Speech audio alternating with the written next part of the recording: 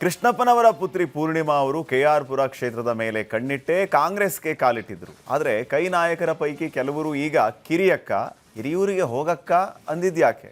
ನಮ್ಮ ಗುಸುಗುಸು ಗೋವಿಂದಣ್ಣ ಅವರಿಗೆ ಕ್ರಾಸ್ ರೋಡಿನಲ್ಲಿ ಸಿಕ್ಕ ರಾಜಕೀಯದ ಗುಸುಗುಸು ಇಲ್ಲಿದೆ.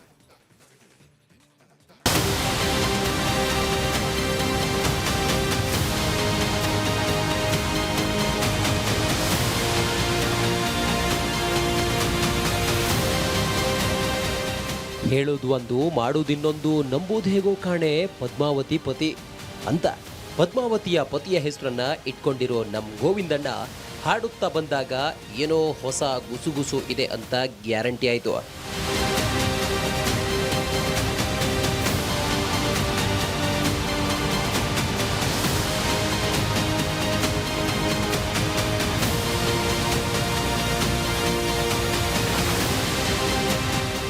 ಅರೆ ಗೋವಿಂದಣ್ಣ, ನಿನ್ನೆ ನೋಡಿದ್ರೆ ರಾಜ್ಕುಮಾರ್ ಸಿನಿಮಾದ ಡೈಲಾಗ್ ಹೊಡೆದ್ರಿ, ಇವತ್ತು ನೋಡಿದ್ರೆ ರಾಜ್ಕುಮಾರ್ ಸಿನಿಮಾ ಹಾಡು ಹೇಳ್ಕೊಂಡು ಬರ್ತಿದ್ದೀರಿ, ಏನು ವಿಷಯ ಅಂತ ಕೇಳಿದಾಗ ಬಾಯ್ಬಿಟ್ರು ನೋಡಿ ಅಸಲಿ ಗುಸುಗುಸು.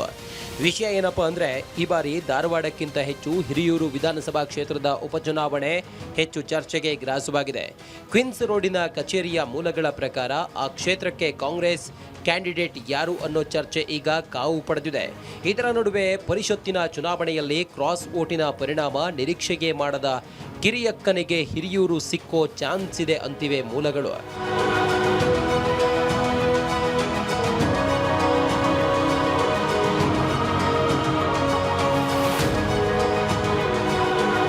ಈ ಕಿರಿಯಕ್ಕ ಯಾರು?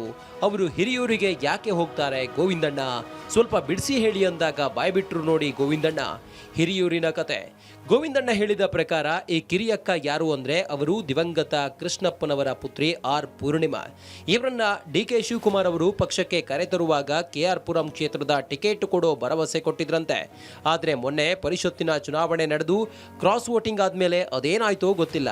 ಈಗ ಈ ಕಿರಿಯಕ್ಕ ಹಿರಿಯೂರಿಗೆ ಹೋದ್ರೆ ಒಳ್ಳೇದು ಅಂತ ಕೈಪಾಳ್ಯದಲ್ಲೇ ಟಾಕ್ ಆಗಿದೆಯಂತೆ.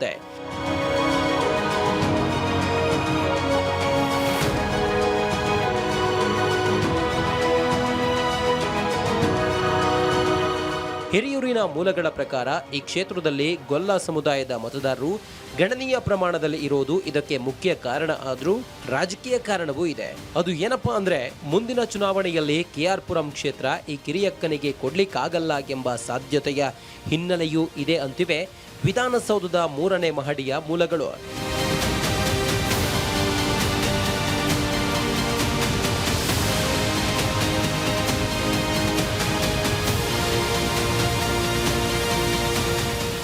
ಈ ಕಿರಿಯಕ್ಕನನ್ನ ಹಿರಿಯೂರಿಗೆ ಕಳಿಸೋ ಪ್ಲಾನ್ ಒಬ್ರು ಮಾಡ್ತಿದ್ರೆ, ಕ್ವೀನ್ಸ್ ರೋಡಿನ ಕಚೇರಿ ಮೂಲಗಳ ಪ್ರಕಾರ ಅಲ್ಲಿಗೆ ಹೊಸದಾಗಿ ಬಂದಿರೋ ನಾಯಕರು ಮಾತ್ರ ಇಲ್ಲ ಕಿರಿಯಕ್ಕನೂ ಇಲ್ಲ, ಹಿರಿಯಕ್ಕನೂ ಇಲ್ಲ.